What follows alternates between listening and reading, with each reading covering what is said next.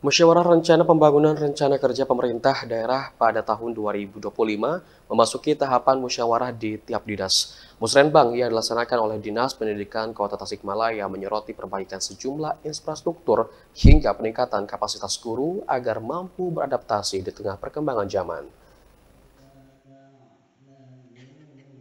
Musyawarah Rencana Pembangunan Musrenbang Rencana Kerja Pemerintah Daerah RKPD pada tahun 2025 memasuki tahapan musyawarah di tiap dinas. Sebelumnya tahapan musrenbang telah dilakukan di tiap kelurahan, naik ke tingkat kecamatan, dan kini masuk ke setiap organisasi perangkat daerah. Salah satunya musrenbang yang dilaksanakan oleh Dinas Pendidikan Kota Tasikmalaya, berlokasi di Rumah Makan Sambal Hejo Rabu pagi. Kegiatan ini dibuka oleh Sekretaris Daerah Kota Tasikmalaya Ipan Diksa. Ivan mengatakan musrenbang ini jangan terjebak dengan hal-hal yang sifatnya rutin. Program-program yang ada di Dinas Pendidikan harus dievaluasi antara program yang efektif dan tidak. Selain itu, Ivan berharap Kadisdik beserta stakeholdernya harus berani merencanakan target-target di tahun 2025.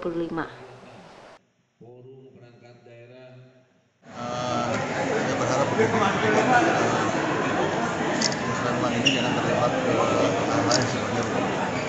Jadi hanya sekedar bicara padu, kemudian program, terus pulang. Tapi kan harus kita evaluasi target itu di daerah. Ini kan kita harus tahu tujuannya apa.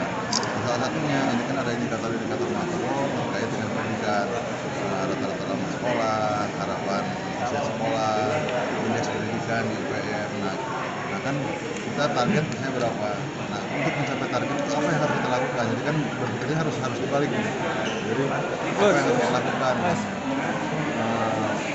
Bahwa harus ada sarana-sarana, harus ada membangun kesadaran masyarakat terkait dengan pentingnya pendidikan. Nah, itu apa yang harus kita lakukan program itu. Jadi dari sana sehingga nanti kita bisa evaluasi. Karena sekarang ini kan Bapak itu prioritasnya begitu. Karena Pak Presiden juga sama. Satu program itu di ujungnya akan dilihat.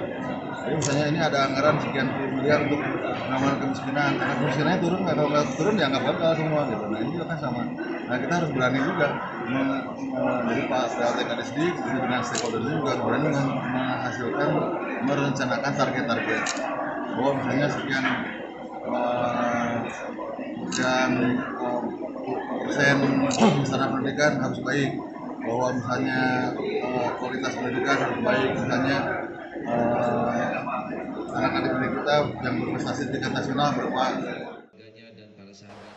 PLT Kepala Dinas Pendidikan Kota Tasikmalaya Ucu Anwar mengatakan, infrastruktur, suprastruktur, aksesibilitas, sarana prasarana menjadi prioritas untuk diselesaikan Dinas Pendidikan Kota Tasikmalaya di tahun 2025. Namun yang paling penting, marwah pendidikan itu sendiri yaitu kurikulum. Kapasitas dan kemampuan para guru ke depannya harus lebih bisa menjawab tantangan zaman. Kalau di Dinas Pendidikan semua urgent, semua penting untuk segera diselesaikan. Dari mulai aksesibilitas, lalu infrastruktur, suprastruktur, atau sarana prasarana menjadi prioritas untuk Dinas Pendidikan di tahun 2025. Tapi yang paling penting, kita jangan melupakan bahwa marwah dari Dinas Pendidikan adalah kurikulum. Ini rohnya pendidikan yang tidak pernah disentuh. Maka di 2025, saya ingin menggeser sensitivitas tentang kurikulum ini menjadi sebuah isu.